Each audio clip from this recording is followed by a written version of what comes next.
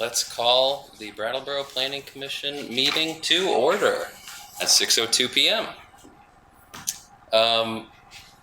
Let's start with introductions. We have a new Planning Commission commissioner, right here, Todd, and I think I know how to pronounce your last name, but I won't. Murchison, yep.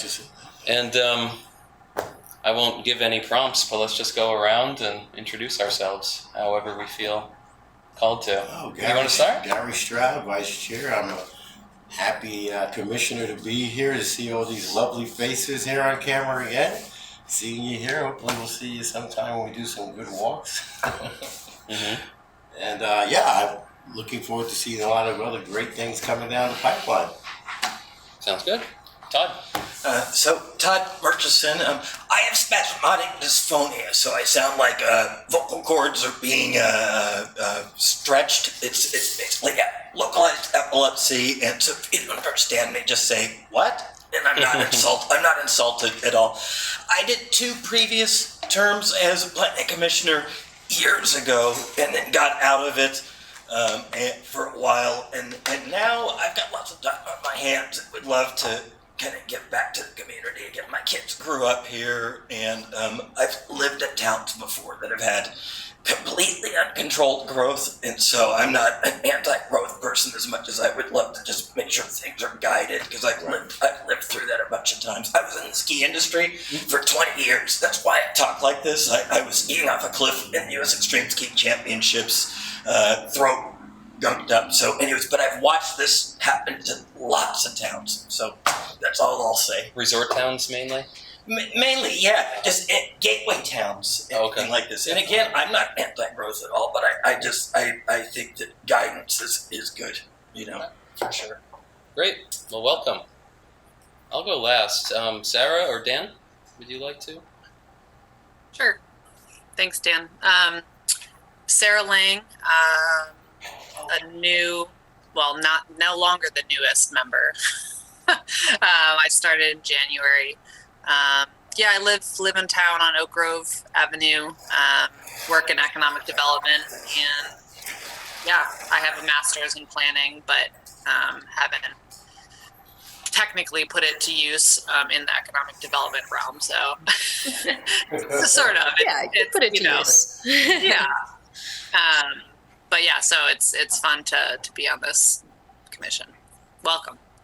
Thank you, Sarah. Okay, and Dan. Yeah, sure. Hi, I'm Dan Handy. Good to see you all. Let's see. I'm relatively new on the Planning Commission also. Should we give a resume or? Brief synopsis. Well, right now, currently, I work as the landlord liaison at Groundworks Collaborative. So I mostly, a lot of my interests are in housing, but also it overlaps into transportation and generally geography, I guess you could say, academically speaking. And I think that does it for now. Okay, great. Thank you, Dan. Hey, Todd and everyone. I'm Tom Mosikowski, the chair of the commission these days. I've been on the commission almost 4 years and joined it after being in Brattleboro for 1 year. Just wanted to, it almost had never crossed my mind to really be involved and volunteer in town government, but I think I just saw some town managers, office posting of the vacancies, and I was like, wait, this looks interesting, because I've always had some interest in, the rules that we have to follow, whether it's statutes or building codes or regulations, and I have kind of a fixer-upper house I've been working on for a few years, and it's right downtown off the Clark Canal neighborhood. And there's staff here as well, so let's hear from them. Sure. Hi, I'm Sue Fillion. I'm the planning director. Todd was on the planning commission previously, so we worked together. Oh, right. Okay. So I know Todd a little bit. I've been the director for 3 years. We've got lots of projects on that the community will be hearing more about. There's the Walk Bike Master Plan. There is the bylaw modernization grant that we'll be discussing tonight, other bylaw amendments, And then we are working within the department with the housing study that we recently completed to try to move some of that along as well. And Steve? Hi, everyone. I'm Steve Hayes. I'm the planning technician. Is there any personal No, that's tidbits it. I don't know. Have you before? two met Okay. already? Yeah, this is Todd We with the haven't, Planning but Commission. Well, there we nice go. to meet you. Okay. And of course, feel free to, and all commissioners, our staff is the main, the page, always there during business hours, sort of contact if you have questions or need more information just in general, or learning about the role, or wait to find out in general what we're up to and how to get resources. But feel free to reach out to me. I'll speak personally to that as well. During non-meeting times, for example. Okay, any announcements about stuff that's not on the agenda? Yep. I can just let you know that we had our first steering committee for the Walk Bike Master Plan. Gary and Dan were both there. Prudence was on vacation, so she was unable to make it. Those are the 3 Planning Commission representatives. We have a pretty broad group of people and interests for that. So look for more. There'll be a kind of mapping survey that will be out at some point this month that will go out to the public. And we're probably looking at a first public meeting in mid-September. So that's getting going. Yeah, I think we're going to talk more when Brandy's here about some other public meetings regarding the housing project that she's our consultant for. But yeah, keep that in mind that there's that public meeting for the bike ped plan sometime in mid-September, you said? Okay. I will just say, people mentioned a little bit last meeting when we were talking about the rural business possible amendments they were considering. The West Brattleboro Master Plan was brought up, and might be good to look through that and get some background, better context about kind of the thinking and goals and planning that went into that area of town. And that plan has been added to the Google Drive folder. And I put kind of symbols in front of the folder names just to alphabetically put them up ahead. So when you see an exclamation mark or something, it doesn't mean like emergency. It just means I wanted to put that towards the top. So it should be the second folder called plans and documents and stuff, and it's in there. Haven't looked at it myself yet, but I'm sure it will provide some good context. Unless there's any other announcements, let's move on to the minutes of last meeting, July 7th. Any questions or edits or anything with those? The people who were in attendance last time will be the ones voting. I will abstain. Okay.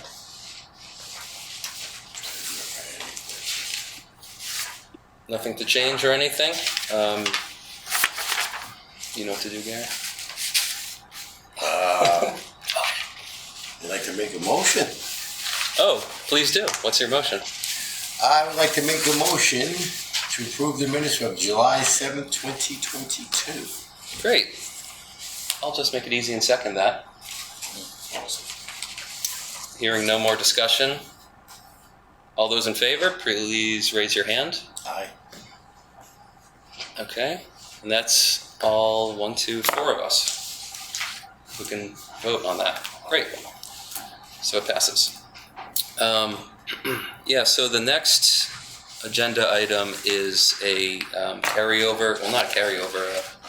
We didn't do it last meeting because of lack of time, let's just say. So this is, we had on July 20th a joint meeting with the Development Review Board and the Design Review Committee to just, it's kind of a informal tradition or something to have a joint meeting with them just to explicitly have hear feedback from them, because they're the implementers or interpreters or what have you of these regs that we're writing. The select board's the ones approving and publishing the regs, but we're working on it a lot. So we got some ideas from them, and most of the things in that supporting documentation that staff provided, the matrix, was largely comments from the DRB and DRC about changes they would propose or just problems they see or hang-ups with the regs.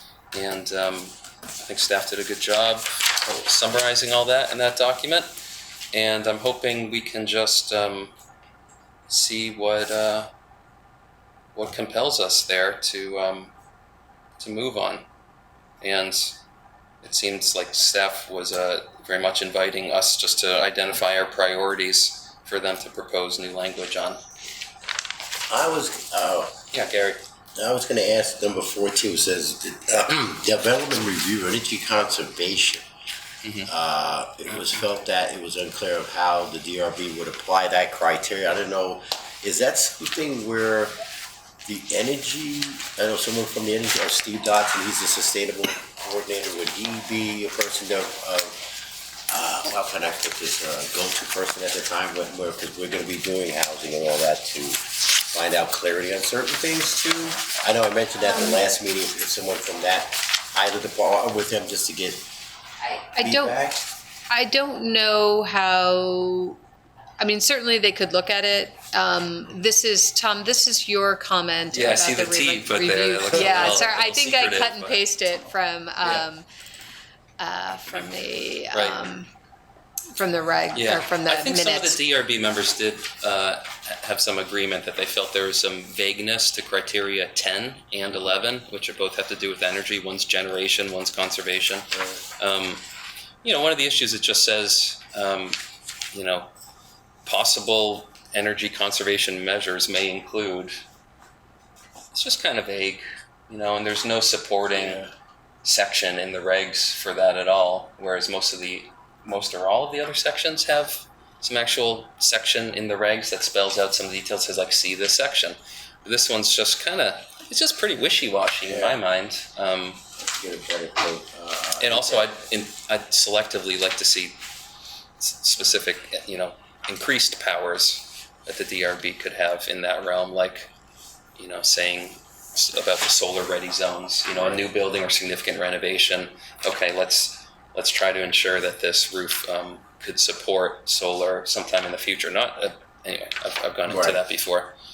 And it seemed to me they felt there was some vagary to those sections and they could be improved. So whatever that looks like. I guess that's basically the one that stood out with me too. Okay. Yeah, that makes sense. That makes sense. I mean, my response to your question is, it's possible that they could help with that. I don't know what their experience is writing regulatory language, so, it might be something where we work on it and we get their feedback. Yeah. Because, writing land use regs, Okay. not everybody does it all the time, so.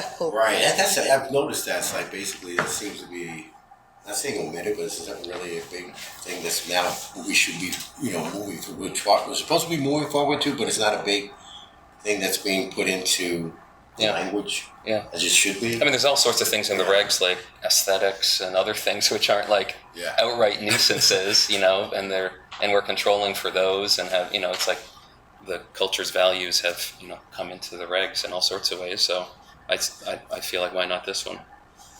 Assuming we, want renewable energy and energy conservation. That number 9 too about Number 9. there was concern. I think that came up with too. Again, matter of fact, that did come up at the DRB. There was a concern over the measurement of noise as required by land use regulation. Do we have an ordinance for noise, or is that just land use? There's both. So we have nuisance standards in the regulations that handle noise, and then we have separate noise ordinances for the town that are not through the land use regulations. So they're kind of it can be hours of operation for construction. It could be entertainment, that kind of thing. In terms of the land use regulations, they are often applied if there's an enforcement issue. If you're talking about like equipment that a building might have, a lot of times they have specs. So, the DRB could be looking at that and making sure that they fall within the standards. So, that's how kind of the noise stuff gets handled. It's really hard to anticipate sometimes the noises ahead of time. So oftentimes the nuisance standards are kind of there for enforcement, but There are certain for areas commercial that or allow industrial use. noises versus in a residential area. This place has been built, and it's not. If there's a school or other people, they would have to, in the sense that they're doing it outside or something like that? How does that work, I guess, when it comes to? Well, I mean, it's kind of the land use. So like, it's not, if you're talking about a school, I guess what are the noises? Like, is it the bells? Is it the kids playing? Because we're certainly not going to regulate people noise. That's not a land use kind of thing. So it's more of like, I think an example of like, maybe there's an industrial building and they're running refrigerator units and, they're running really loud or something like that. That's the kind of thing that we would be enforcing with the noise nuisance standards and the land use regulations. Does that fall into the purview, like late night, there were some instances, like, when deliveries are made, when trucks are idle, they're making noises? I don't want to take up too much time on real specifics. Oh, okay. That's Yeah, right. I was But just concerned about that and the odor, and there was another. yeah, I mean, well, do Yeah. you agree that section should have some sort of? I mean, Yes. agree with who? Yourself? I mean, Yeah. I remember from the meeting it was brought up that Yeah. people had some issues. So you think that some focus should be put on that? Yeah, I would. Because one thing it said was you need to have like a noise measuring device, right? Right there, yeah, then it for does. whatever reason And we think- most of the times, that's a little bit dated. I would say a lot of people. All are the other using apps. nuisances don't require a specific device, like smell and sound and appearance. Oh, sorry, not sound. That's noise. But Yeah. Yeah. so I think, that interested I me would too. agree with you on that. Definitely more into that noise, and well, we didn't mention odor, but yeah, I mean, you have to know what's in the purview of regulations. Is any? Yeah, I see Dan's hand up. Let's hear your comments. Yeah, this is just a general one about the matrix, which looks great. If we could have sort of an idea, since quite a few of these say that the bylaw modernization project will address them. If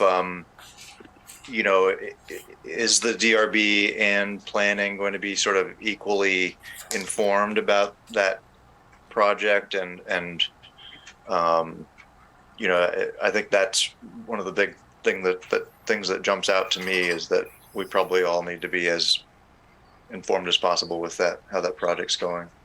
So that project is actually, the consultant is going to be here tonight. So when we talk about, Tom referred to it as the housing work, but it's bylaw modernization as well. So that the Planning Commission is definitely involved with. In terms of the DRB, we usually, pretty much keep it, if they want to be, stay up to speed with it, they should be watching the meetings or reading the materials as a member of the public. But, we don't necessarily turn to the DRB to say, what do you think of this? Does the DRB get this matrix also, or is this really for our benefit? No. I mean, I happen to be on both, but okay, I'm just curious. Okay. I mean, it's available for the public. Right. The Got it. Google Drive is public. Everybody can go on there and access it. Okay. I'll just say, I have a list of like 6 comments, but I'll just say a couple quick ones. Just like the noise one, I think seemed like a kind of non-complicated one that could use some attention to maybe easily fix. It seemed that way for the waivers one and the signs as well. They seemed like they had merit. And could be quickly fixed. Someone was on the DRB brought attention with the signs about. I think they were saying like common. What's it called? Common Premises. Common premises signs where there's multiple signs on one sign, sort of like sub signs in one thing. I think they found some issue, and you guys understood that issue. Yeah, I understand the issue there. That seems, I guess I haven't looked into it too deeply, but it seems worth considering. And then with the waivers, that was, I think giving them, I think they found that the current waiver for dimensional standards, like setbacks, was very rigid, right? And they wanted a little more flexibility because there can be situations that. So I mean, I guess I just trust their experience with that. So it'll be interesting to see what staff comes up with. I don't envision we're going to go with each one here and vote on them. I just want to hear a few comments from everyone if they have them. And we could always shoot, I guess you will shoot EPP back if any questions on certain things, or Steve, I had a couple of us, but they didn't want to save too much time. Yeah, right. Yeah. I think the one that I'd really like to hear from the planning commission on, it doesn't have to be tonight, but is the cannabis uses. Yes. Because, there's some members of the DRB that feel one way. It seemed to me that it had kind of been resolved at the planning commission that for now we weren't going to make any changes. So that is the one that I just don't know where we are Well, at. should we go around simply with thoughts Oh, on that, okay, or sorry. any crucial questions about it before giving a kind of Sarah. informal vote? Yeah. Oh, Dan? Yeah. I don't see Sarah's hand anymore. Oh. Yeah, hi. Yeah, that was the other one that I think it's kind of the elephant in the room type of thing, which we should discuss. And my main concern about it is if we don't do anything now, then it's that ship will have sailed type of thing. And we don't want to be building the boat while we're sailing, So I don't want to, like, there are some that are going to be approved already. And if you change it later, then that would be not great. So the sooner the better if we're going to do anything. But if we're not, then I think we just have to let it go. Yeah, but do you think some extra standards should be added in the regs, or not? I do indeed. You do? Okay. Other Yeah, thoughts? but there are already some ships sailing, so to speak, and we need to kind of rein it in right now. If we're gonna do anything, we should do it soon. I see. That's the catch. I guess from what I understand, just trying to get an understanding and we mentioned that night. What as far as DRB? What are we? Because people were asking that question that night. What's within our scope of what we can say? And if a person says, well, they have this, and then the odor and all this and stuff and noise, what is our scope of premise that we can say that what's allowed and what's not allowed versus with the cannabis? Because that's out of because a lot of stuff we had to tell them, that's cannabis, that's not us. So a couple things, right? We could restrict where it's allowed more so than how it currently is. We could increase setbacks for a cannabis business. I don't know. We could hold it to higher nuisance standard. I don't know. Well, they wanted to No, add. I don't really think we can Okay. hold But it the to first higher two, maybe. nuisance standards. Well, what I understand, Maya was saying, if they want to make DRB inclusive with decision making with the cannabis regulations, then that's something that's a higher. We were sitting there trying to, when the person came up and was mentioning when they were in opposition of the reasons why they didn't want to have these things built in certain facilities because of it. Noise is one thing, odor is another, but there was other.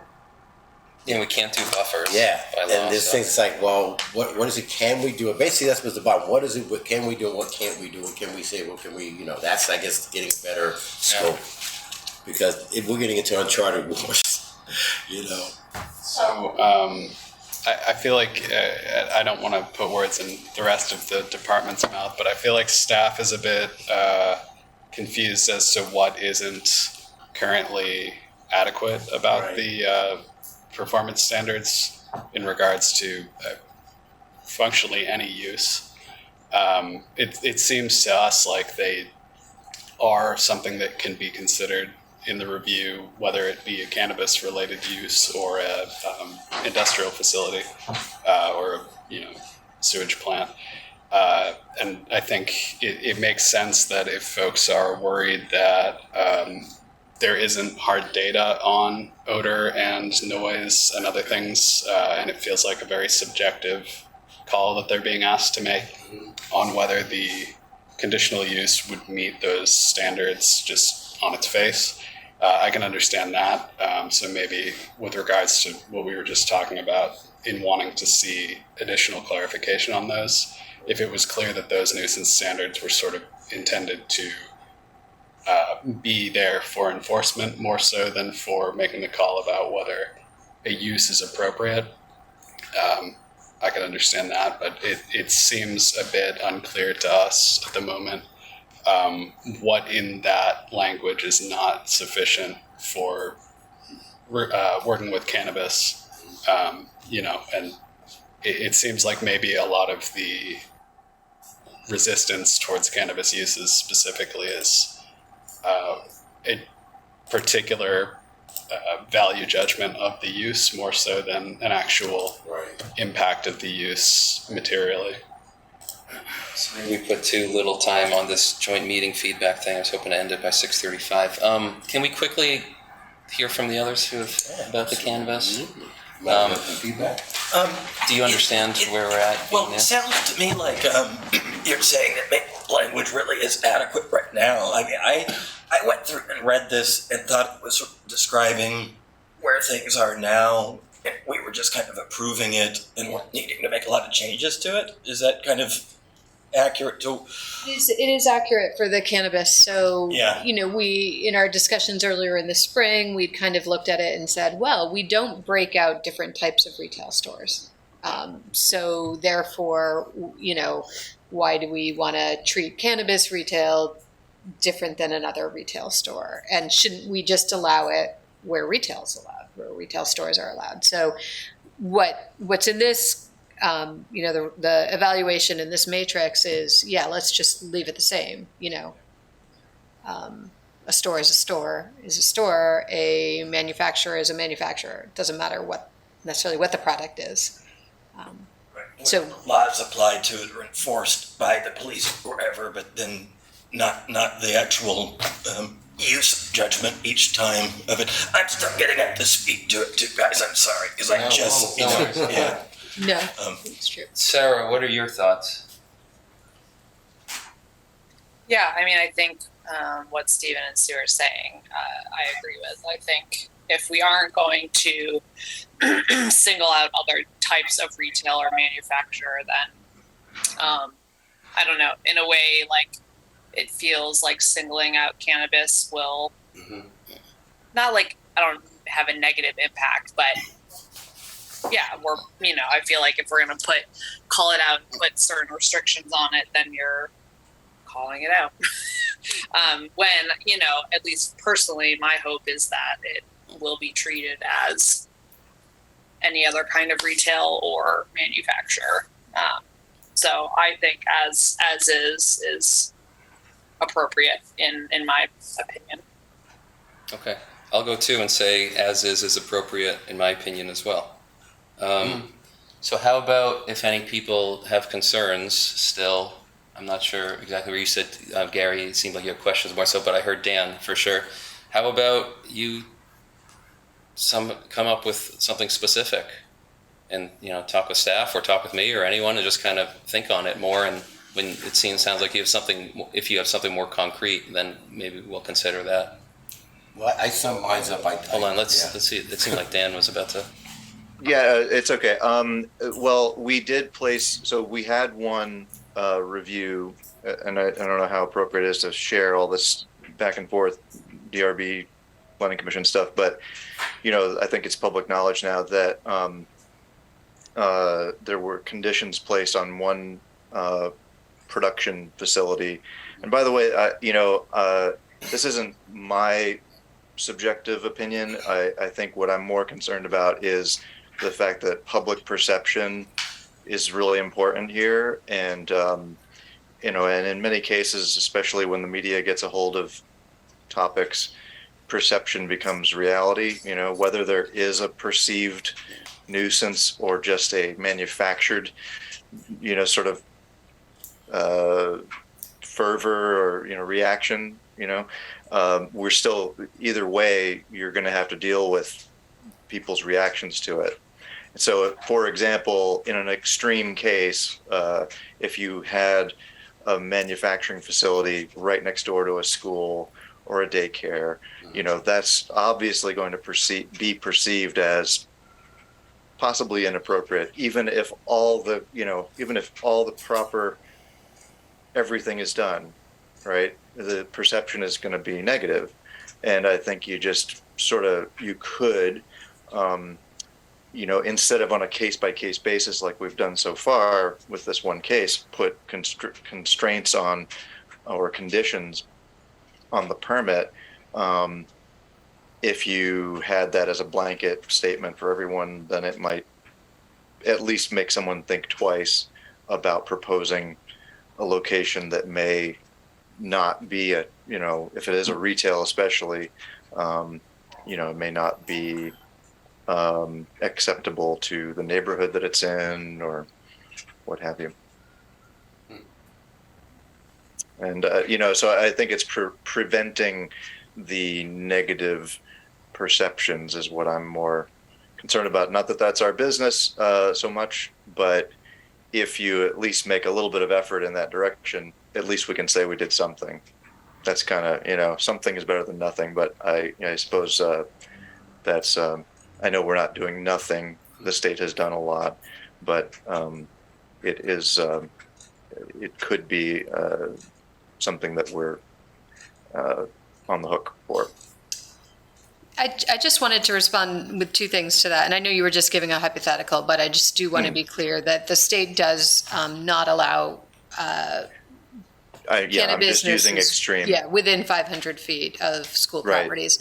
But the other part is that, you know, to the perception thing, I mean, we did the public event in May, and the headline that came out that week was cannabis to be allowed everywhere. And I heard nothing. Nothing from the public. Yeah.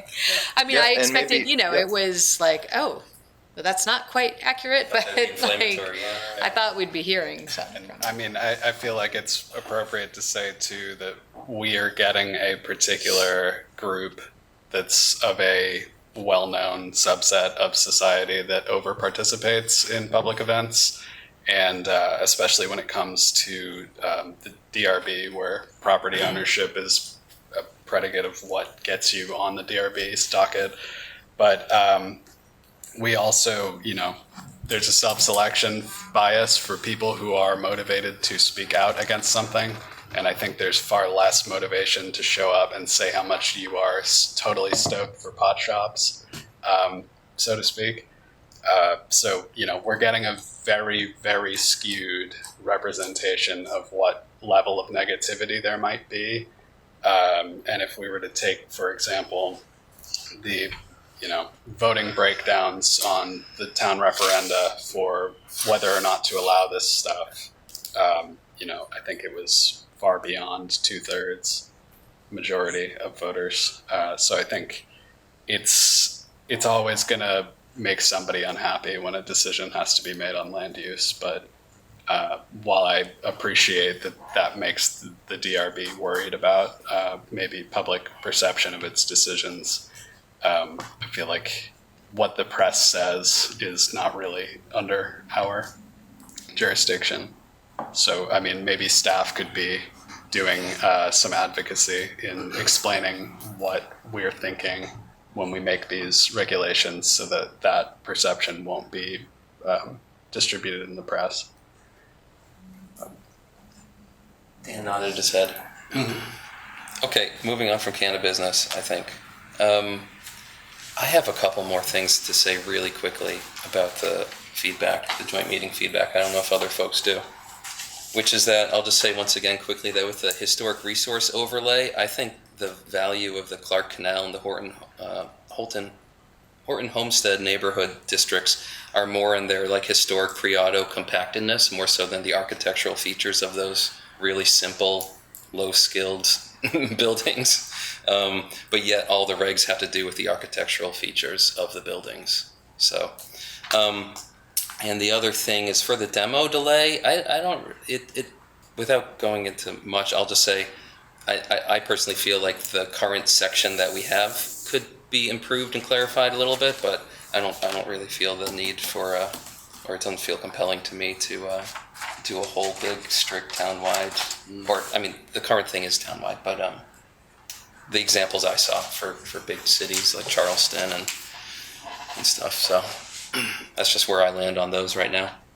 But it's past 6:35. Anyone else on anything quickly about the joint meeting feedback and thoughts or priorities or compelling things real quick? It's very informative. Would you guys be happy to see emails from us with Yeah. thoughts on that? Okay. Yeah, please send any emails. Okay, yeah, I have a couple questions, but they're not real. Send them I'll save directly that. to us. Don't CC everybody. Yeah. Oh, gotcha. Okay. Sorry to kind of rush that along, but moving on to the next agenda item, the bylaw modernization grant. Our consultant, PlaySense, who the person is Brandy Saxton, is here. Galen, is it okay if Brandy sits over there at that table? Whatever works best. I got a mic here and a mic there, so. Yeah, you might want the table. Brandy is going to be, well, she already shared the technical review she did of, our town documents and policies and how that fits in with this project. And hoping to get guidance from us. And then later we'll talk about some public neighborhood walks and public meetings and I guess logistics and dates of those. Walking. That's good. Okay. So my plan for our hour or so together was not to go through the however many pages we've got here, 8, line by line, but to sort of go through it page by page and stop at the items that you guys had comments or wanted to discuss or had questions about. And I've got questions that I know from Tom and Prudence. So I know those are there as ones that we'll stop and talk at. But if there are other things that people want to bring up, that's good too. Okay. So just as a little bit of background for your viewing audience, which I know is large and popular television programming that this is. Absolutely. So the technical review was really just to look through your town plan and a couple of other planning documents to see what are the policies and recommendations that are contained in those documents that could be implemented through your zoning, and then to evaluate how effective the current regulations are at furthering those policies or lining up with those recommendations and making some suggestions about some things that need to be shifted around to do that better. So we'll walk through it page by page, and I know, Tom, you had a question about the first item. So these are all conveniently numbered. So item number 1, I actually would like to get a little bit more from you to understand your comment about rural housing. So are you looking to have less housing in the rural areas of town, or more compact use of the rural land? What exactly are you looking for? Let me just jog my memory here. I can read you back your comment. I see it right here. So you were proposing, or the evaluation is for considering allowing 3 and 4 unit dwellings as permitted uses. And so that would seem to me to impact mostly the rural zones, because some of them only allow single family, right, currently? So that could be a major change. So you don't know maybe the background in my own head, obviously, who does, except myself. But That's what I was interested in. yeah, right. So, so I was thinking, still, even though our lot sizes are 3 acres in the rural zones, or 1.5 in the other, and there's very limited uses, right? You can't have bars or manufacturing and all these other things. So it is very much rural compared to the other districts. Still, there can be this rural sprawl, which has some term that Steve has introduced us to, and it escapes me now. But my kind of ideal, I don't know how much it could become reality, but would be to shift the rural area to where the primary, like, residences for the most part could only exist if they're inherently tied into some sort of working lands or rural use, or whether it's a campground or a farm or forestry or a nature park or a caretaker, or I know that's not very common in the United States, but that's just kind of an ideal utopia vision I'm kind of reaching for. And so I know that's probably out of the purview of this thing, but so when I say I'm in favor of promoting more compact residential and habitation of rural land, it seems like the same amount of people that are there currently could be there, and if it's easier for them to be grouped together in 3 and 4 unit housing instead of 4 single family houses that are, I'm not saying no one's forced into that, but if that option is there and it's 1 4 unit building in 12 acres versus 4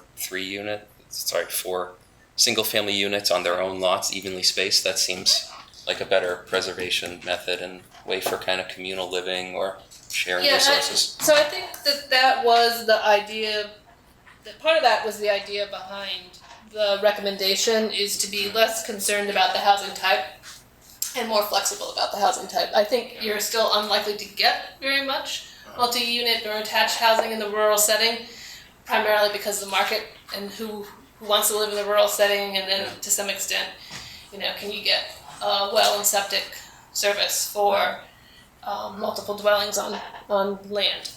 But that is the sort of notion of being open to on sites where it can work, allowing for basically alternative forms of housing to just detached single unit homes. So I thought maybe it would be that a simple thing would be that if a 4 unit is allowed, then the lot size would have to be bigger.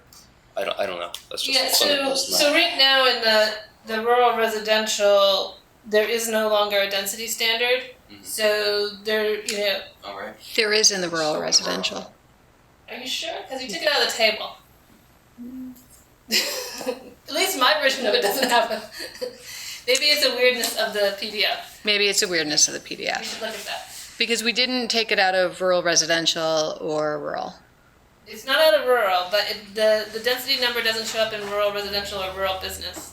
So you might want to look at that. Okay, I'm gonna look at that for rural residential. Rural business, I think it was. It was out for rural business. And I would say that even if you didn't take it out and it was still 1.5, the 1.5 and the 3, the 1 unit per 1.5 or 1 unit per 3, given the character of those lands, is probably what is possible, really, from a technical standpoint, because it's going to be off water and sewer, so it's going to be on-site septic, and so that's actually going to be the limiting factor more than your zoning. And then probably the second limiting factor more than your zoning is what people who are choosing to live in the rural area want. Right. And so one of the things that we could look at that might be of interest is to look at the lot sizes out in the rural areas, some of the subdivision activity that there has been. I would suspect that while you've been allowing for smaller lots, any lots that have been created have probably been significantly larger. That would not strike me as surprising. And it goes back to the question of sort of the challenges of the land is one thing. There's some issues with the land that's left in a rural setting to build on is often more difficult. It's steeper, it's more remote, it's ledgier, it's easy to build on stuff, We built on it in the 80s. So there's this interesting dynamic that gets set up that the more difficult the land is, obviously the more expensive the site improvements are. Just the basics of putting in the driveway, putting in the well, putting in the septic system. That actually means you have to put a bigger, more expensive house on it. Right. Because of how homes are financed and construction loans are set up. So it's really hard to put a very modest or affordable home on a difficult piece of land. And so there are these factors that are outside the zoning that are kind of interesting, but we could definitely look at some of the subdivision activity and sort of come back and look at that. And we're going to talk a little bit further down about the conservation subdivision piece. So, but that was good to get a better sense of what was in your head. I think legally you'd have some real challenges with actually tying housing to productive land use. I don't disagree with you from a theoretical point of view that that's actually what rural should mean and should be. And you will find examples in other parts of the country where they do have fairly substantial farmland zoning and large lot sizes that go with it. So there's some places in Pennsylvania, there's actually a couple of places in western New York where they were very, they've also got more ability to do this legally than you do in Vermont, where you don't have home rule. We'll have to talk about that more another time. Yeah, so that there are some techniques out there. They're not, no one in Vermont has ever tried that too much. The town I know that's done the most was Fairfield. I always have to think about which fair it is. Fairfield. And they had something going for a while where they were not letting houses be built in their farmland overlay district area that weren't housing for farm workers or farm owners. So I think that system fell apart, but they did have it for a while. Interesting. Yeah. Okay. So the next.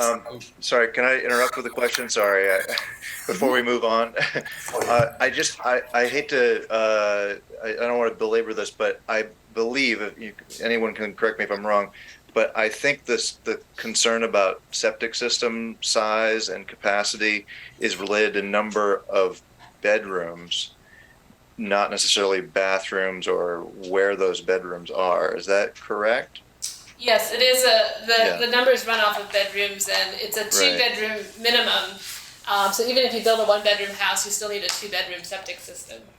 Right, but to Tom's point, for example, it would be the same septic for a 4-bedroom house, one house, as it would for two 2-bedroom houses. The gallons per day numbers, yeah.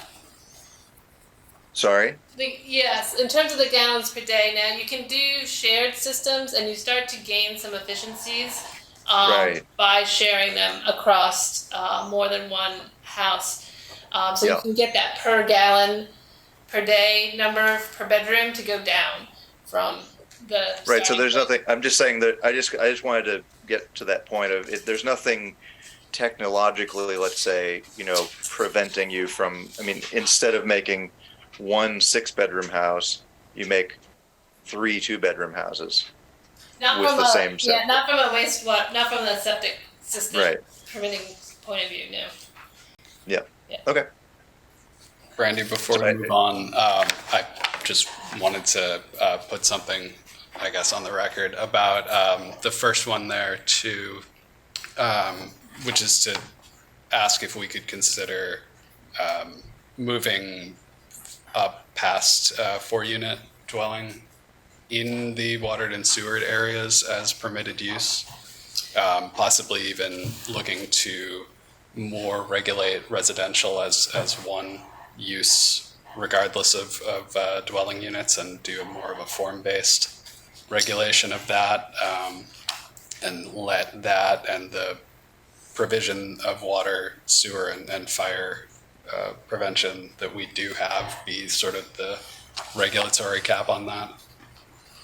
So there are some ways of thinking about the numbers of units from a couple of vantage points. So the way I like to construct it is to think that 1 and 2 are essentially equivalencies. They are treated the same under statute.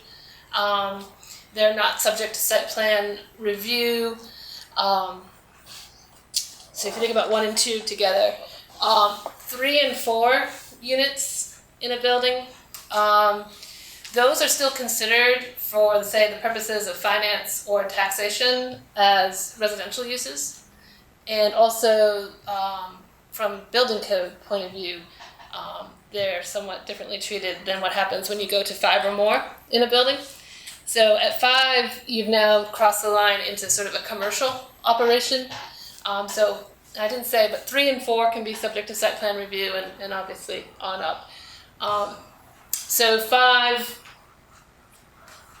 from is considered from property tax point of view as a commercial apartment, right? It's in a different class. You can't get the same kind of financing, for instance, when you go to buy or build a 5-unit building that you would if you were doing 3 or 4.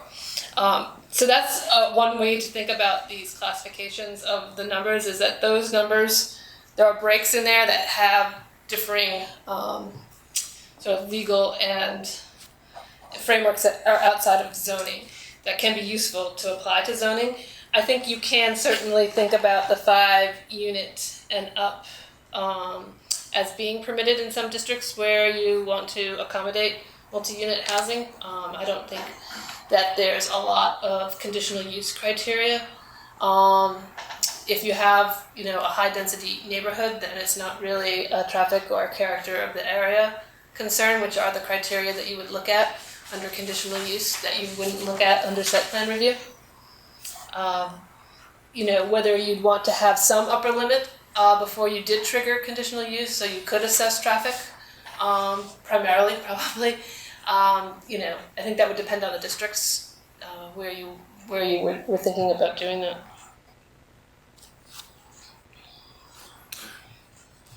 Glad we really got detailed on that one, but We have to go less in detailed. 15 minutes we're still on number 1. So please let's not spend that long on each of my comments that I sent by email, please.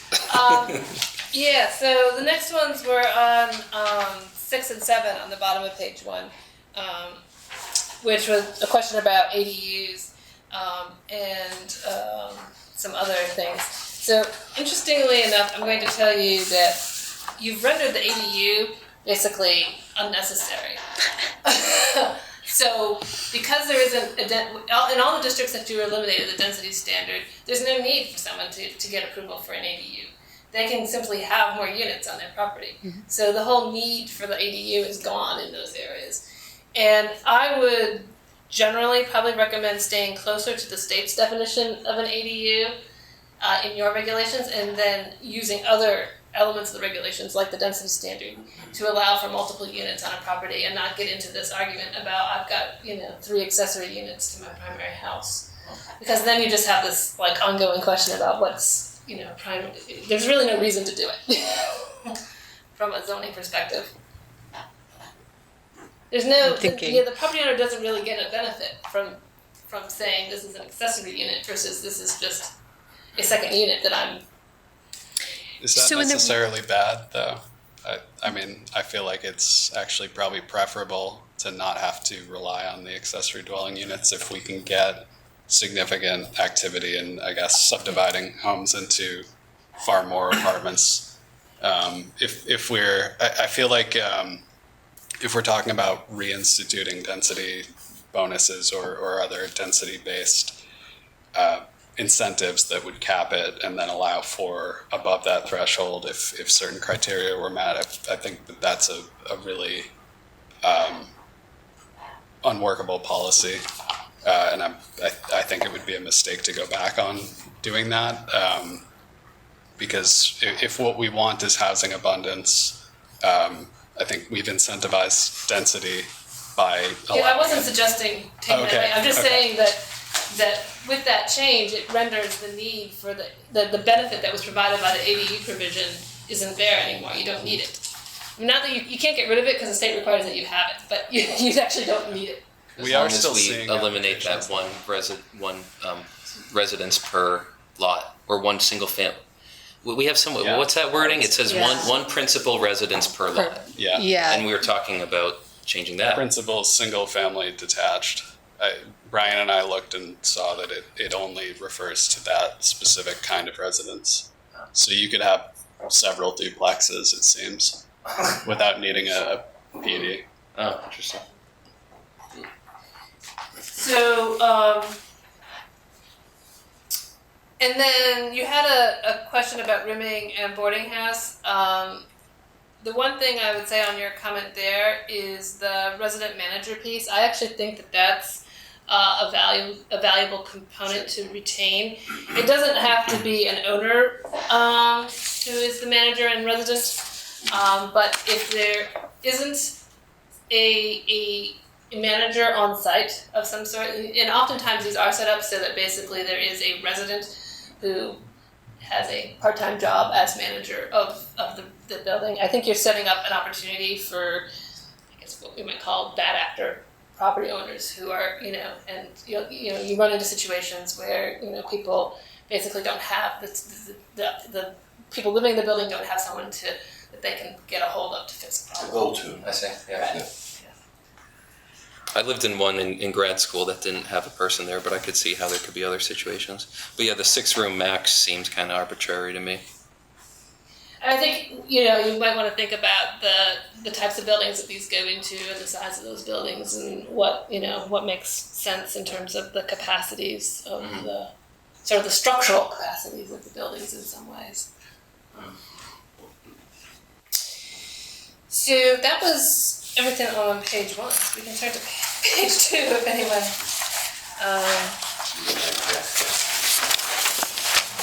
Yeah, I had one question on number 8, and I was, I guess, looking for clarification on whether the half-acre aspect was something out of, I mean, I know it says as recommended in the Housing Action Plan.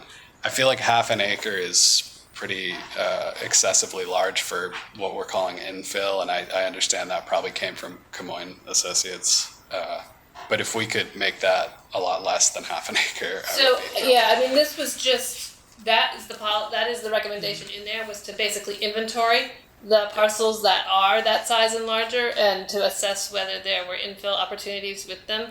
I did pull them all in on my GIS and take a little bit of a sample. I haven't looked at every single one, just to get a sense of the types of properties that those fall into, sort of the classes of properties. There are, and I would say there's gonna, if you were to really go through it seriously one by one, I think you'd end up at the end of the day with a relatively small number of ideally developable lots of half an acre or more. You're going to find a large number of them have the level spot on the property already has the house on it, and in some instances that house is half hanging over the embankment that is the cliff that is the rest of the land. That's not actually uncommon in Brattleboro.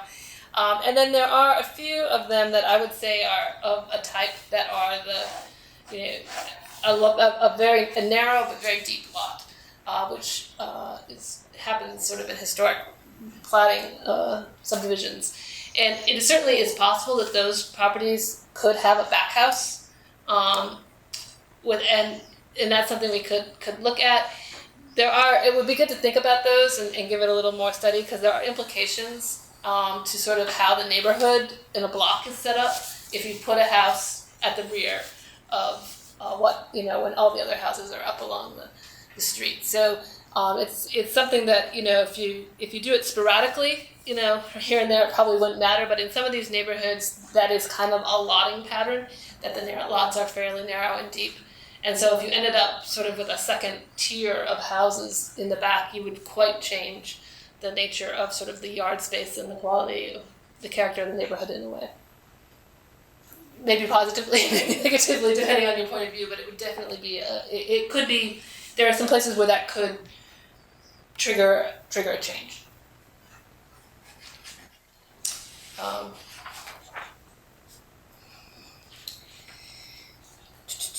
I think, Tom, you raised some questions about the Winston Prouty one. I think that's probably a topic for a broader conversation and not necessarily something we need to get into tonight, but that's definitely there. Okay.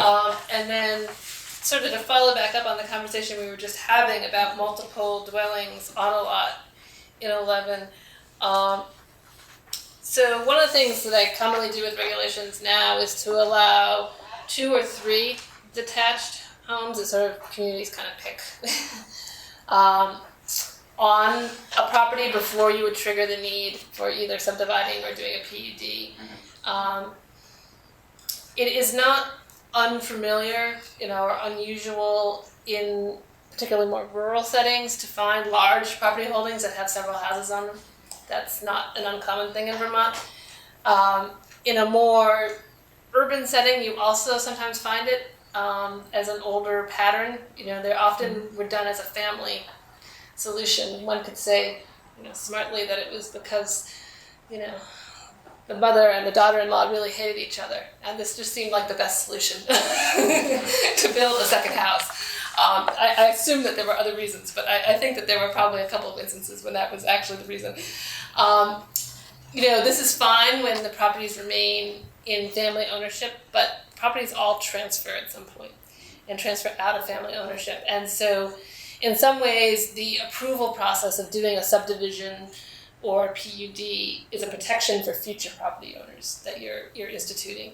That, 20, 30 years down the road, when a property that has 4 houses spread across it needs to transform itself in some manner, it can face regulatory problems and problems with financing and sale as well, in terms of being able to separate those houses if they need to be separated to sell. So I tend to think that there's sort of like, you don't want it to be an endless number of detached houses that you want on a property before you've submitted some sort of evidence of how these are owned, how in the future, if they're going to be sold, what would have to happen, and which is what the PUD or subdivision, ensures. So it's protective of both the community and of the property owner and future property owners. There was an example that I have in Berry City where there was 3 houses on a parcel there in a, like neighborhoods here in a pretty dense setting, and they literally run the water pipes from one to the next to the next. And so when the first people moved out and turned off the heat and turned off the pipes first, and then the 2 houses behind didn't have any water, and so that's the kind of thing that, you kind of, there's like a limit really to how much of that kind of informal arrangements you want to have and when you want to know what's happening. Have you found the 2 to 3 working for the communities? Because, that sounds, I think reducing the need for a PUD or a subdivision is desirable, if that seems to be working. Yeah, I haven't heard anybody saying that that's a problem, and I'm trying to think, I'm trying to think which ones did which, but I know I've written some ordinances in the last set, and I think, sort of decided 2 or 3 was the cutoff point. I think the ones I did for Berry City, they did 2. I think the ones that got drafted right now for Warren might let 3 go before they're like, okay, now you're in subdivision territory. So, it's sort of based on what exists in the community, what the needs are, what they think their concerns are. So. Before we move on, would we be able to consider looking into effectively allowing the cottage cluster or row houses as a small lot subdivision for essentially to allow fee simple ownership rather than requiring it be done through PUD? Yeah, you could do that, and you could do the allowance for footprint lots, which I know was a question in here as well, so that it doesn't, which is useful for all types of attached housing, or very narrow lots, because you can do a footprint lot, it's either basically the building footprint or, sometimes it's a few feet around the exterior of the building as well. That constitutes a footprint lot, which if you're, sort of like a townhouse type of development, there's often you own the building and the land directly underneath your building, but not the rest of the green space, right? So if you adapt that concept to other housing forms, whether it's the little cottages in really close proximity or it's row housing, more historic form of attached housing, you can do the same thing, or you can also allow for creating footprint lots for these detached buildings that are on a parcel as well, so that there can be ownership. It's my understanding that there has been, since the recession of 2008, 2009, there were changes to the banking laws, and so sometimes homeowners now have trouble financing things that don't have the footprint lot to go with it. So depending on how approvals are set up and things. So there's been an increase in interest and demand for having some way to approve those in the last 10 years.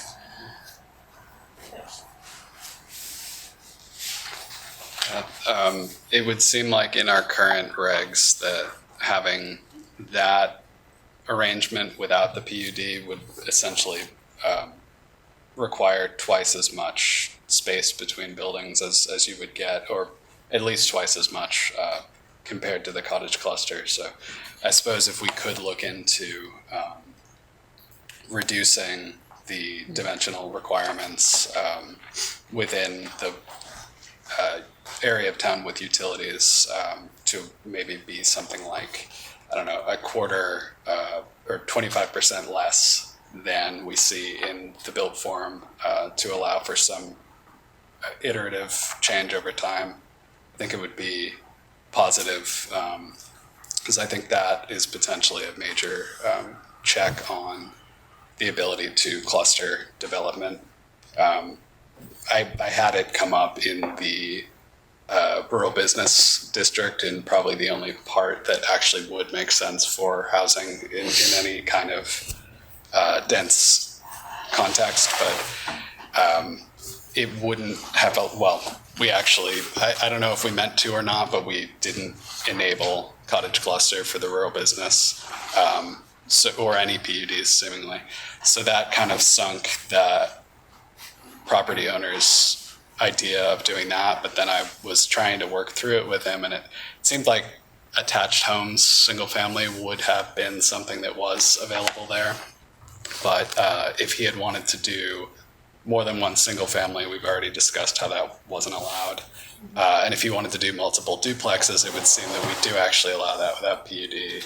However, you'd need, if you were going to subdivide, it's a 1.5 acre minimum, which I think that alone in that district is probably something that should be looked at. But I think there would need to be about 40 feet between each home because of 20-foot side setbacks. So that seemed like it was probably creating an unnecessary amount of space between I think structures.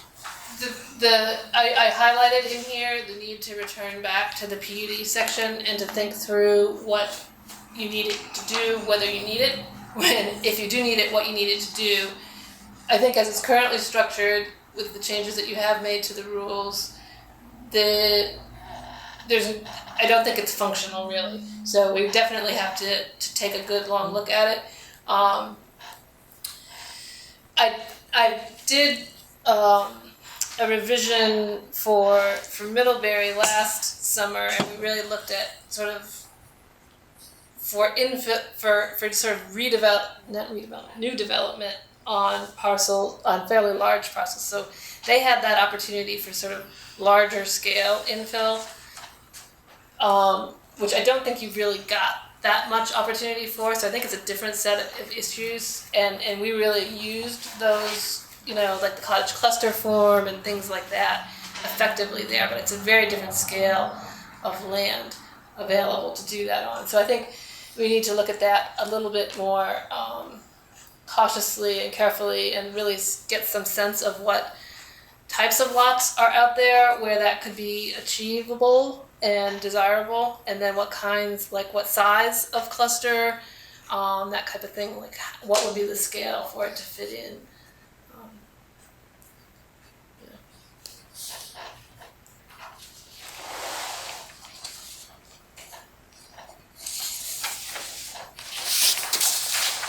So Prudence had actually asked a question on number 16 about mixed-use buildings, which was a good one. I probably didn't fully explain what I had said in there. She had asked why I said mixed-use buildings were more complex to permit. And I would say the complexity is not really as much on the regulatory side as it is again on the financing and sort of the developer side, and then the question around tenants. So it's definitely more difficult to finance a mixed-use building than it is a straight-up residential building or a straight-up non-residential building, and it has to do with the fact that there are funding streams and banking systems set up to fund residential construction, and there are systems set up to fund commercial construction, and you actually basically need to have a specific unique product put together that's not standard for a mixed-use building. And at least in a Vermont sense, it's not particularly standard. And so that tends to drive the cost up. And you also end up with the developer communities. You often have people who do one type of project or the other, and are less likely to do a combined mixed-use product building. So you are somewhat narrowing your potential pool of developers. But the real challenge that the communities in Vermont have faced with the requirements for mixed-use buildings is getting non-residential tenants. Burlington has struggled with that in their downtown, and if Burlington's struggling with it in their downtown, you know that everyone is. So the demand for residential has been really high, has been for many years. The demand for commercial just continues to erode. So if you think that you want to have, you know, a retail first floor and housing above, you know, you're really limiting the likelihood of being able to make that building happen because of trying to get the commercial tenants for the first floor. So I have a couple of comments on that. So we have a couple of districts, I think Service Center, rural business, which is requiring 2 stories, because our hope was we'd get the mixed use, right? And so I wonder if that's not the market, which, you know, I agree, we've seen that here. Is it worth keeping a 2-story minimum height? And then the other area is downtown. So we don't allow residential on the first floor within 30 feet of the street. We do have buildings on side streets that maybe could, you know, have residential on first floor. So I think we should look at that if we are trying to get more housing.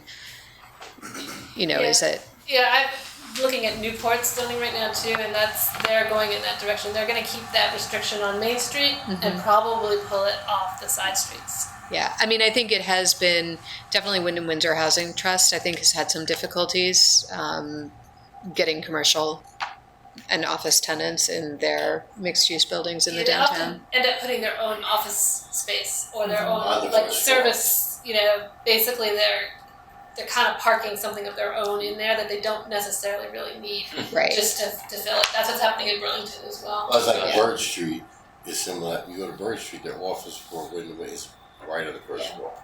But they're not required, that's not required in that district, but like the snow block is Right. required to have commercial on the first floor. And so, yeah, I'm just thinking if we've got barriers, I think that's one that we should What be. about the minimum height requirement in the rural business district? So there's a couple of ways of thinking about that. One is, are you trying to trigger the use on the second floor? Do you actually want that residential occupancy?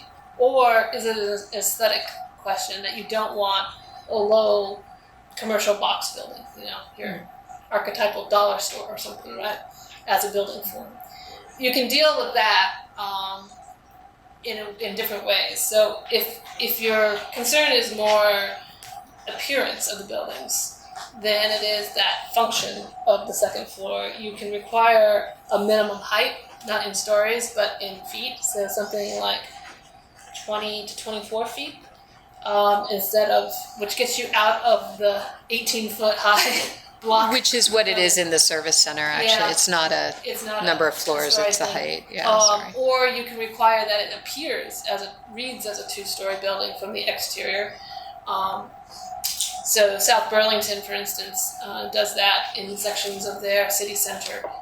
So anyone who's been to the Trader Joe's in South Burlington, it looks like a 2-story building from the outside, but is functionally 1-story on the inside. So those are different techniques for it. Sort of depends what it is you're trying to achieve. This is sort of out in the weeds, but in terms of the market failure aspect of the commercial spaces in mixed-use buildings, do you know if there's any statutory ability or specific preemption from being able to consider some sort of local subsidy of the rents to those commercial spaces that we would be requiring, or trying to do some sort of like transfer of commercial rights sort of situation between an area where we don't want to see commercial development, to make sure that the market for that was constrained so much to the centers that it became, that the supply of land for commercial was restricted and then became more valuable in that sense.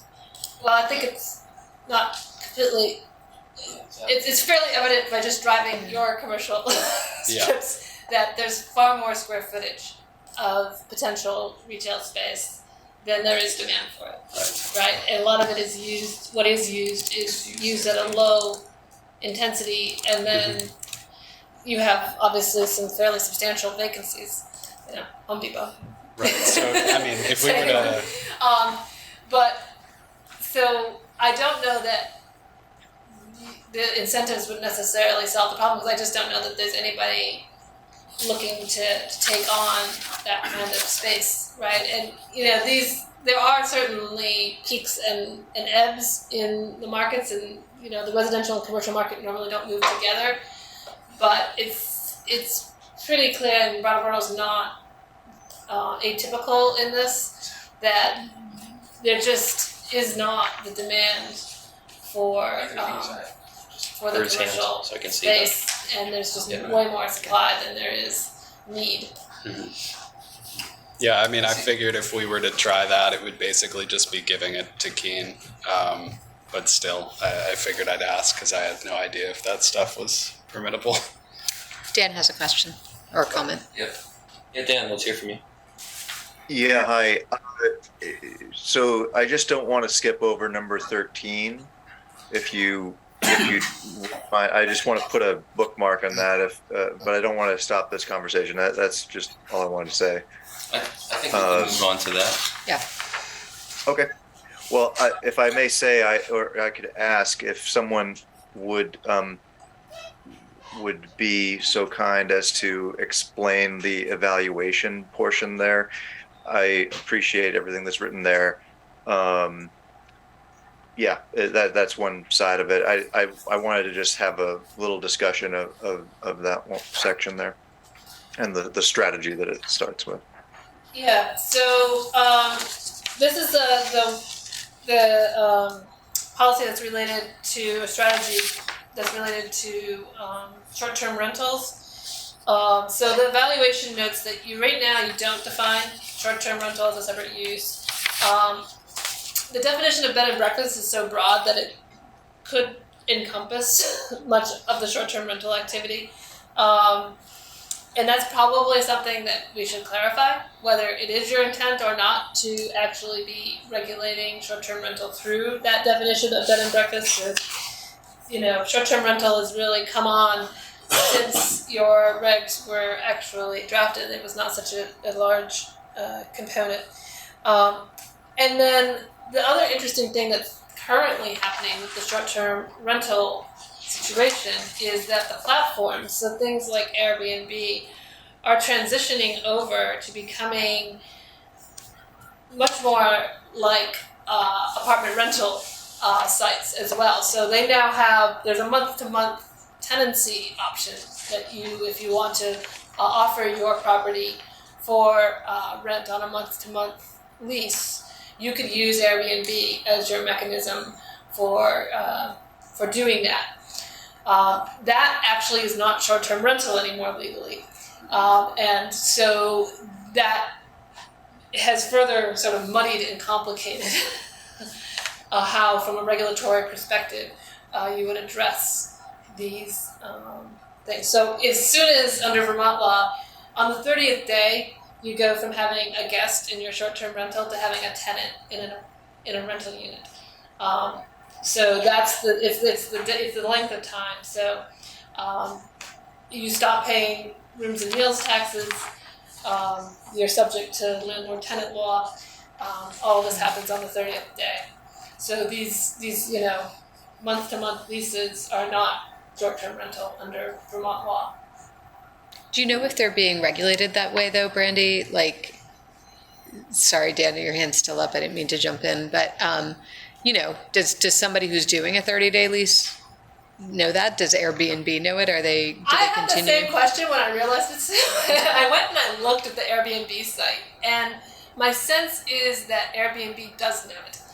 And because they know they don't have to pay the taxes anymore. Okay, that's what I mean. Do they stop paying? Okay. Yeah. Dan, is there any follow-up? It does. As far as that 30-day concern, the general process problem still remains with the fact that motels, the established lodging facilities, do have essentially long-term rentals that are paid either by the day or by the week, and they don't provide a lease. So, it's really getting into those waters of the larger housing reality that this opens up. If it, and it is a statewide. I think there's already plenty of discussion of this statewide. So I guess the strategy is more what I was trying to get at was the registration question. Because if you were to do that, then you're potentially opening up the question of, the motels providing that type of housing. Yeah, I mean, this wasn't the recommendation that was in the, I think this comes from your housing study. So it wasn't a recommendation to broadly have a rental registry, but that would be the other way to think about it, would be to have the broader rental registry. We do have a rental registry. You do? Yeah, Okay. we do. Yeah, so include the short-term, I guess, rental within that in the same way. that was the motel stuff, the extended stay motel stuff could also, with probably some changing to the definition of that ordinance, fall in that under that umbrella as well.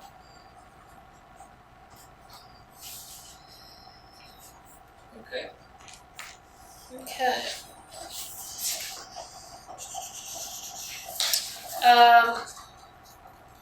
Quick answer, Tom, to your question about PUDs. You actually don't have to offer them by statute. Okay, that was just They're a optional. false memory. Thanks Mhm. for answering. And then skipping forward maybe to page 5, unless somebody has something else. Anyone on page 4?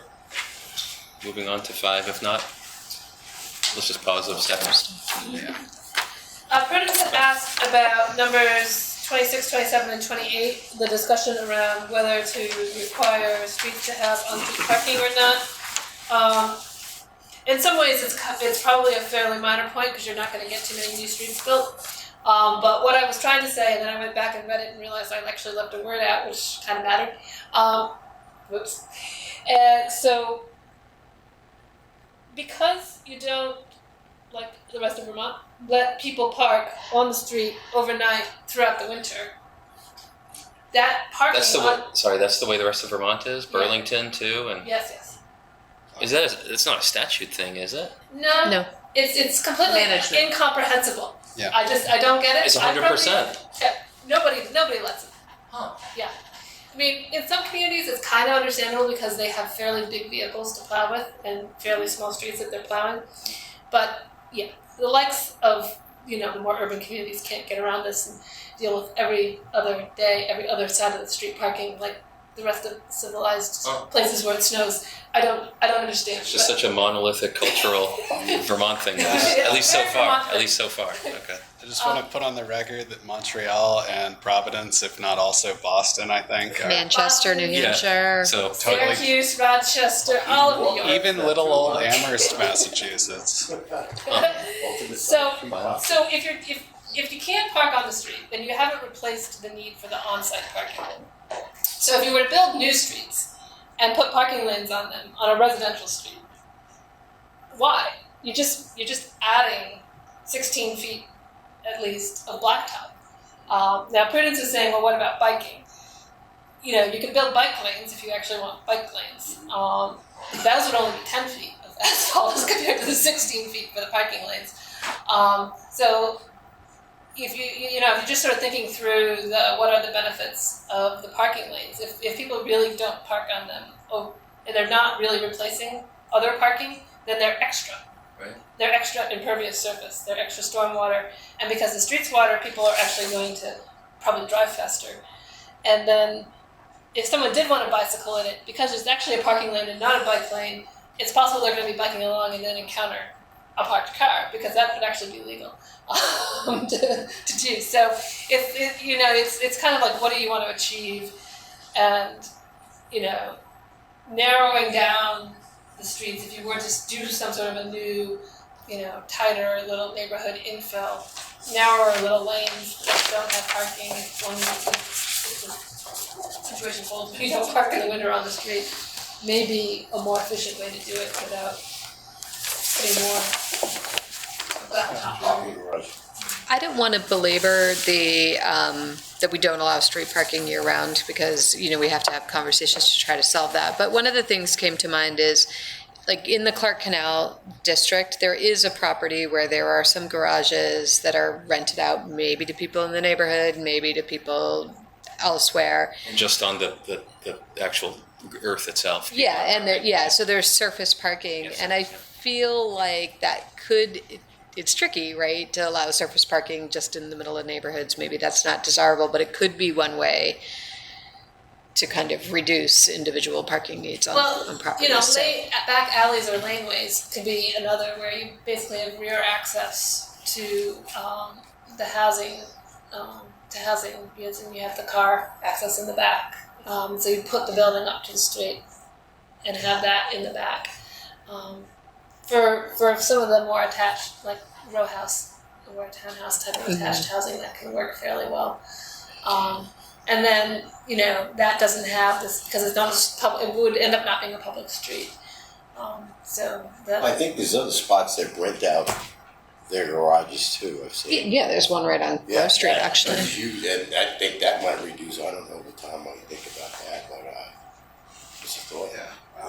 I realized that this is actually on 21 and not 27, so I apologize, everyone. But I just wanted to get it out there before it passed that I would definitely strongly disagree with the part of not going. I understand why the recommendation is that if the town policy that we were just talking about doesn't change, that there would probably be a lot of pushback against trying to remove parking minimums, but I would definitely strongly support trying to remove parking minimums anyways, while leaving parking maximums that we have. I think that's an effective way to cap excess parking that the market might want to provide, but that we would have a policy reason to not want to see. But I would definitely rather see no required parking, and simply review what the applicant wanted to propose on a market basis. I have interest in that too. I don't know which way is most feasible, but I'm interested in looking into that. A few Vermont municipalities have eliminated, I think you did. You eliminated it in the downtown, so there isn't the parking. But in the neighborhoods, typically no, because you might take it down in number, but eliminate the requirement altogether. No, just because of the reality that housing units come with cars, and there has to be somewhere to put them. And if you're not putting them on the street, you need some clarification of where they're going to go, or you're basically just creating a future enforcement and dispute problem. So, maybe over time we'll be able to show that there's less car demand, but it's certainly, we haven't gotten there yet. Yeah, I do feel like contextualizing it, that I think over 20% of our renters don't have a car in town, so I think it is a fairly substantial portion. But I also don't mean to say that we would prevent the applicant from proposing off-street parking as part of their project, but not require them to provide a certain amount instead. I know in the downtown, and I think also Service Center, in the Service Center we've made it conditional use to propose more parking as a use. But downtown, I think it's more or less prohibited to do more surface parking. And that makes sense contextually, but I'm more talking about just not making a regulatory requirement of parking rather than banning the parking. We'll agree to disagree. Okay.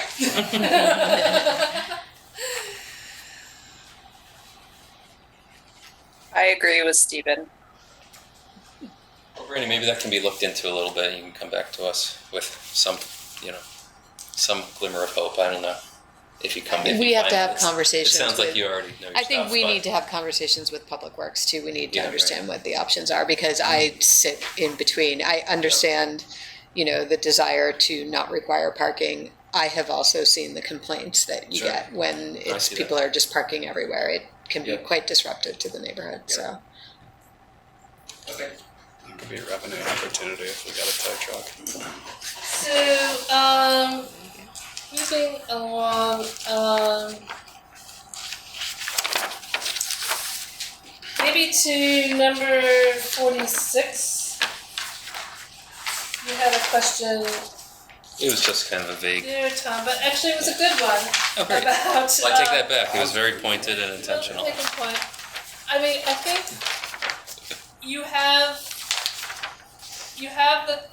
the conservation subdivision tool. That's what I always think of as the most effective way to protect, whether it's agricultural land or other Mhm. natural resource values. Some combination of building envelopes being created for lots, and then when land is going to be subdivided, a conservation subdivision. You could expand the conservation subdivision up a little bit in terms of requiring it. It's required in the rural district, but not the rural residential. On 1.5 acre lots, if you really were to get a 1.5 acre lot subdivision, there wouldn't really be much room for cluster, but you don't really get them. So in all likelihood, you would end up with a lower density than what would be allowed by the zoning anyway. So, and then you trigger it at not more than 4 between minor and major. You could lower that number a little bit so that smaller subdivisions in those rural districts become major, and then that would trigger the conservation subdivision. There's a few things you can turn the dials a little bit to try to capture more of those. But it would be interesting. Earlier we talked about maybe looking at some of the subdivision activity. I don't know exactly what amount of subdivision activity you're seeing in a rural setting. It may be that we're fussing about something that's not really going to have a lot of impact because there really isn't much activity. And that question there was very connected to my first comment, where we talked about you got that, yeah. Yeah. Okay, great. Yeah, and then you asked another question about where there is consideration of the natural resource and environmental conditions. And I actually saw that you had the criteria up on the screen here. yeah, I was So gonna. so if you went through that table, you would see. You're talking about 55, 56, and 57. Yeah, you would see that you could address environmental and natural resource issues through conditional use review under several of those criteria. So I wrote down criteria 2, 3, 14, and 17. So Yeah, and it's also really tied to the site designs, the standards of, like there's a section on wetlands and where you have to site stuff. And There's riparian steep slopes, ones, steep riparian, slopes, so yeah. that is all connected in the regs to Yeah, so chapter I think 3. that part's covered pretty Standards. well, I think, by your regs. But it mostly speaks to kind of like the hazardous or really sensitive sort of natural features, right? Like Yes. floods, steep Yep. slopes, Yep. wetlands. It doesn't speak to just like,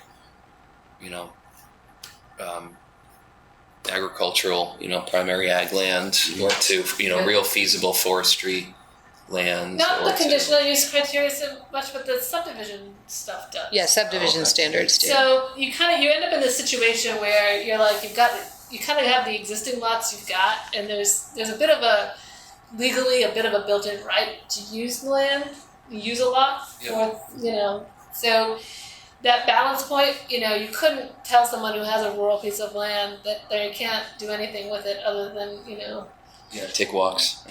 take walks and maybe not in certain times of the year because of those little birds in the meadow. Yep. There's sort of a limit there. So,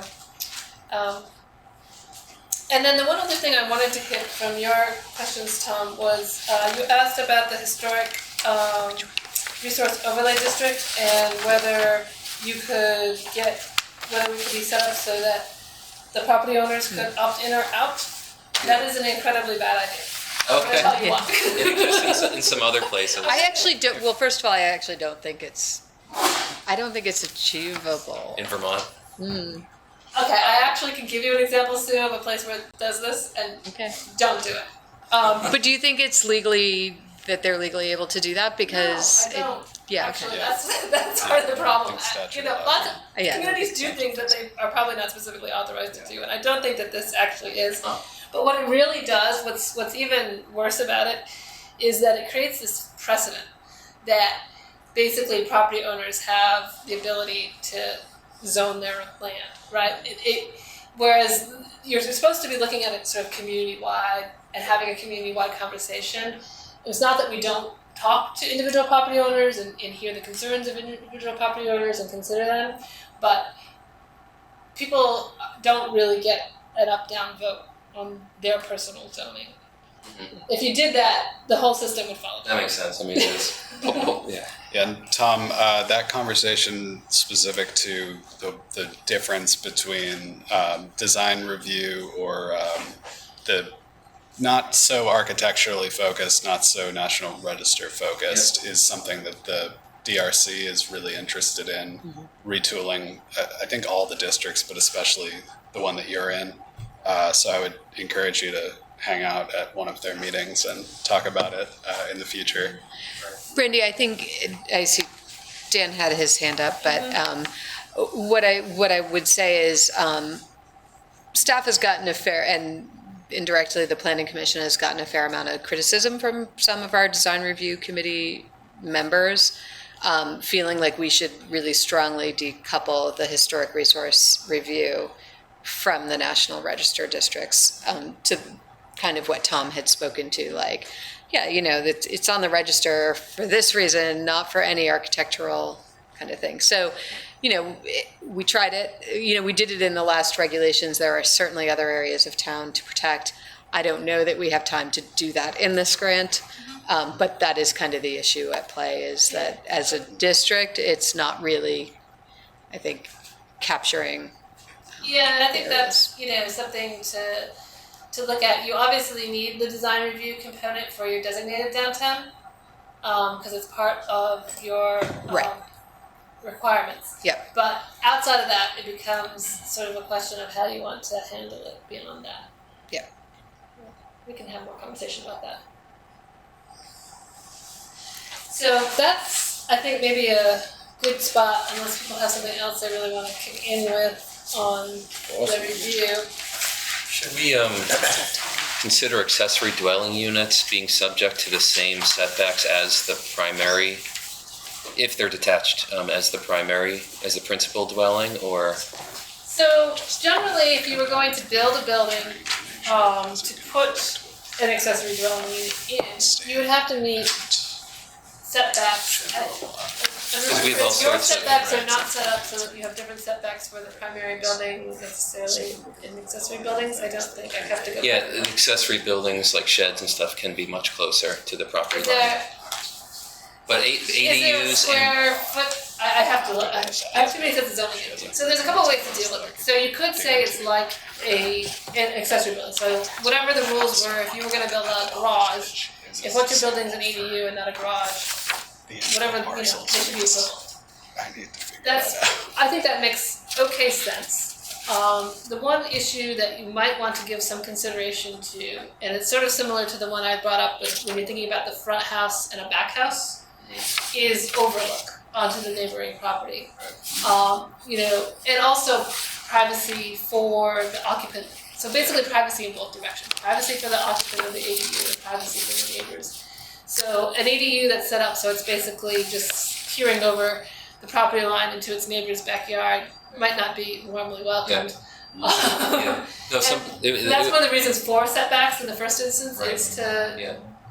No, it was brought up a little bit, and I'm not sure if setbacks make sense for the full setback makes sense for the primary dwelling. I kind of think it makes sense for the accessory dwelling as well. Anything that's dwelled in, Yeah. that's inhabited. Some municipalities have been very But rigid. maybe not if the structure's really small. I don't know. Some municipalities have been very rigid and said, well, you can't convert an existing outbuilding to an accessory dwelling if it doesn't meet the setback rules. I think that's probably a fairly it's not recommended, and I don't know that it's legal. But anyway, I've certainly seen that in places. I think normally they're a little bit more flexible than that. Most communities, sometimes you'll see sort of a two-tiered setback system, and it has more to do with the building size than it does with what's going to happen in the building question. So, yeah, your 10 by 20 garden shed, yeah, that can go basically up against the property line. But if what you're building is, a 20 by 30 workshop, or boat storage building, or ADU, now that's a more substantial building and needs to have a deeper setback. Okay. Except I would say in some of our districts, I mean, there are homes within 5 feet of the setback, so it's like, And that's certainly it's always an interesting question in a densely developed setting, is because it certainly exists. Mm-hmm. Is it ideal always? Does it have its problems that come with it? Yeah. Going forward, would we, if you were to wipe it all away, would you build it back exactly like that? Maybe not. You've got to, the one thing to think about, particularly in the urban setting, as it gets more and more dense, is where does the snow live? Yeah. And so that's, another thing you get with setting the buildings back is that your snow doesn't end up on your neighbor's property when it slides off your roof. Seems like a silly question until when it's done. yeah, we've had those complaints. Slide off your roof onto your neighbor's car, burying it. Yeah. That results in a phone call. Well, is that good enough for the technical review? I think that's good enough for the technical review on my end. That was good. I got some better perspective on a few of the issues you had. Hopefully you got some more clarity on some of the things. So we need to talk about dates and for the walks. And a public meeting, right? This is a public meeting, but there's going to be a presentation explicitly for the public. Yes. And commissioners are encouraged to attend by me and maybe others. Highly encouraged by Gary. Yes. Okay. Being told to attend by Sue. Oh, yeah. With a badge. It depends on who you speak to, but yeah. Well, that might depend on when it is. Right. That's right. September is going to be. So do you have the thing with the dates in front of you? Because I did not print that. Stop sharing. Nope, I don't want to do a Survey Monkey. Brandy, are these walks that are also just explicitly for the public? Where's your level of encouragement for commissioners to attend those? Really strong. Okay. Highly. I think you should try to make. It's okay to not make them both, but if you guys can make one, it would be nice. So if you all recall, except for Todd, because he's our new member this month. Going forward. But we talked 2 months ago about the neighborhood loops that we would do, that Brandy would lead us in.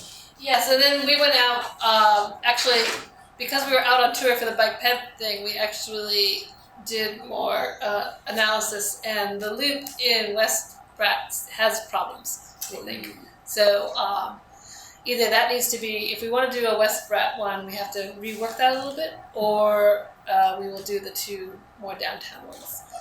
So. Do you think did you brainstorm some ways it can be reworked without without taking meeting time? I have not yet looked at the map, but it was definitely the route that we had in mind initially. Is probably too steep for the public walk, and the lack of sort of sidewalk provision is a bit problematic.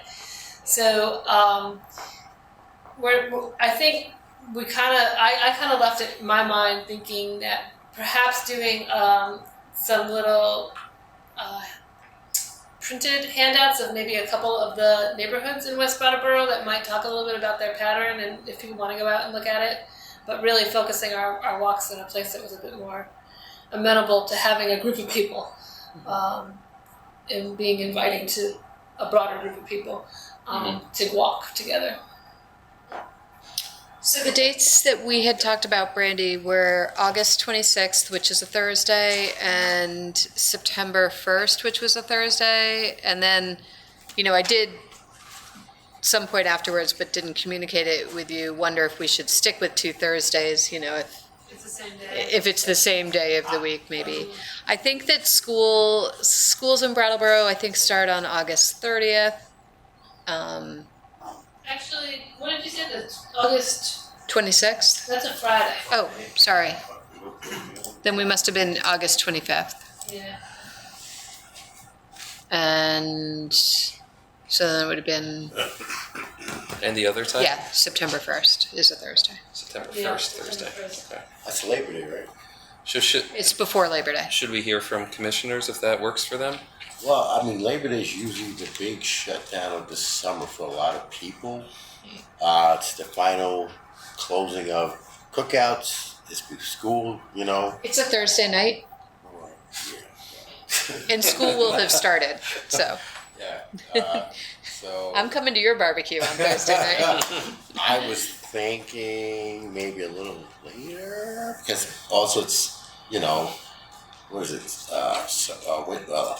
Harvest time. Oh, what time of the day did you Yeah. say? So I was thinking. Is it 5:30 or We were 5? thinking, like sort of end of workday prior to needing to think about making dinner. So 5:30. Well, only why I say because the autumn comes up. You're gonna be raking leaves? Well, What's the? How late do you want to go, Gary? drinking some apple cider. Oh, I see the daytime. So we can bring it in with a big celebration of a PC power walk. Gary, are you Planning are Commission you power. free? Are you free then, or do you? I have am commitments? ready. I mean, Okay. I've never been so apt. So am I. Anyone else have conflicts or? Fine. Thursdays might be doable. Todd sounds Do we alright stick with that. 2 Thursdays? Dan's nodding. Works for me. Okay, great. Okay, so And Sarah, I would go for 5 o'clock over 5:30, just as, but it's either way. But 5 would allow us a little more daylight if things get. Yeah, those days work for me, although I would suggest doing a Thursday and then a different day, especially if people have regularly scheduled things Yeah. on Thursdays. Oh, I gotta check my. Yeah. It was Sue's idea. Yeah. Yeah. It is true. I mean, I'll take credit for it, but can that be modified right now, or? So if you want to look at the week of the 29th of August, I think in my calendar that has the benefit of being like the extra week of the month. I don't see that I have bookings, so I think I'm fairly flexible that week. I don't have something that day. I would probably, if we were to do it that week, I'd actually prefer it to be Monday because the 30th, again, school starts in Brattleboro, and I've got a conflict on the 31st. I was thinking more of the second, the Friday. Oh, September. Monday looks good. Well, then that's the Friday before Labor Day, and I think people I think will, Yeah, probably, that's not yeah, good. people Not will good. be- people will be barbecuing Friday night. Okay, so that- Or there'll be a gallery walk, that's more likely. Oh, that's right. Oh, we yeah, there walked will be. that week. Yeah. Yeah, and I think that pushing into that week Yeah. following Labor Day is not good either because people will be So, taking an extended weekend. you're looking at the 18th or the 11th, Tom? How's the 29th sound for people? Ooh, That works for me. Monday the 29th, Yeah. 5 or 5:30. Yeah. Yep, Get both back. 29th both looks Zoom. good. I mean, if we all can't make it, we, Yeah, it's- Oh, what you were too as well, Todd. Gary, the 29th, How's that for you, Brandon? Monday, 5 or 5:30 p.m. Whatever it's gonna be. Monday, Yeah. 20. Okay, I gotta check my other schedule. Make sure I won't be in Let me just say tentatively. Okay. So we'll Leave work it for your up numbers. some. We'll finalize the maps and the routes, I think, but I think they've kind of narrowed. Yeah, and focus down. then I'll start And publicizing, we'll so. start publicizing it, yeah. Yeah, because Wednesdays are good, right? Guys, like the 10th. or- Nope. No? We got 2 dates, Gary. Gotcha. All right, we'll make it happen. Okay, and do we want to talk about the presentation time slot or? Yeah. So One of the opportunities for the housing choice presentation, which would be about a little over an hour, would be the September 7th Planning Commission meeting. That is a Wednesday because Labor Day is the Monday, so then we meet on the Wednesday. So I was thinking it might be, something to do at our, regular Planning Commission meeting. There will be a bike walk master plan public meeting that's going to be a separate meeting. So I'm concerned about too many meetings, but I think Tom is open to having this on a special meeting date if we could make that work for you and for Brandy. But August 8th selection, right? Yeah, so what do commissioners think? We have our regular scheduled meetings. There's going to be these 2 walks, which, you're highly encouraged to attend. There's the bike walk public presentation mid-September. And then this housing project, that's what I'm just calling it for short, public presentation. And so that's the one that we're talking about right now. Should it be just during the regular scheduled planning commission meeting for an hour or another time? I was going to ask a question because the 4th is the day before Labor Day, so that's the first. No, Labor Day is that much. So we would have it on the 12th, PC, right? no, the September Planning Commission meeting is September 7th. It's a holiday. I'd say the 7th would be advantageous. So the I think question is, to take up a little planning commission time or have it some other time, and hopefully you can also attend that during this kind of busy time. Sarah, you're speaking.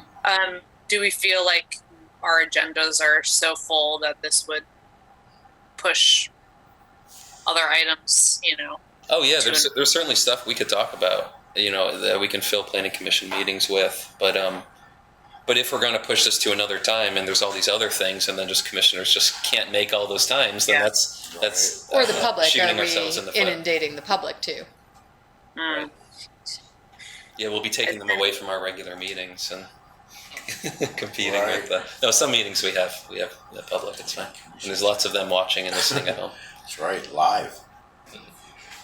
No, just in all honesty, should it just be at a regular time when we'll be all guaranteed to be here for the most part, or a whole nother time? Yeah, I'd say double it up. Okay, all right. Gary, talk. No, otherwise, because the 8th is what? Election day, right, Sarah? No, it's August 9th is the election. 9th. Okay, so that being said, that's a double header. That's good. We Mm-hmm. can get our thing going, and One's in August and one's in September. we got 2. Yeah. As much as I'd love to, just separate things and get as much done, and I think I understand people have this is a Can make volunteer that position and stuff. So I'm looking at you said the 8th or the 9th? It was the 8th, right? the 7th, our Wednesday. regular meeting. Yeah, Yes. taking like an hour out of the 2-hour meeting. I for say the- let's go for it. Okay. I'm feeling that. Sounds easiest. Randy, you good? Yep, Do that you works want me to grab? well for me, and then I think we can do it. Sue and I talked about that. I anticipate doing maybe a 30-minute slideshow presentation. I probably won't do straight 30 minutes of me talking. There'll be some stops and discussion sections in it. So I think we can keep it to an hour. Would the library or somewhere else be more inviting and to the public? Yeah, or- I was thinking of seeing if the library would Okay, be great. available. That would be nice. Good. I was going to ask. and then we'll meet in the community that room would be a maybe 2-hour afterwards. meeting? I don't know. That's basically what it's going to be, 2 or what? Yeah. Oh, yeah. So- So our bylaws say our meetings can only be 2 hours. So unless So- at the meeting we vote to extend it, which I may make the motion to do so. in We have a little break bit. or anything like that? Well, we can decide that Would you too. need a break, Dan and Sarah? Well, hold on. Let's see with Brandy. You're all set. I'm all set. I think that does it for me. Okay. If you're good. Thank you All right. for Thank Okay. your work and attending, Yes. presenting. Stay cool when you're out there and get home safe. And yeah, we'll be looking forward to seeing you for the power meeting. Yes. We'll be putting some materials on that soon. Great. More reading. Thanks, Brandy. Thank you. Awesome. Thank you, Brandy. Here you go. That's it.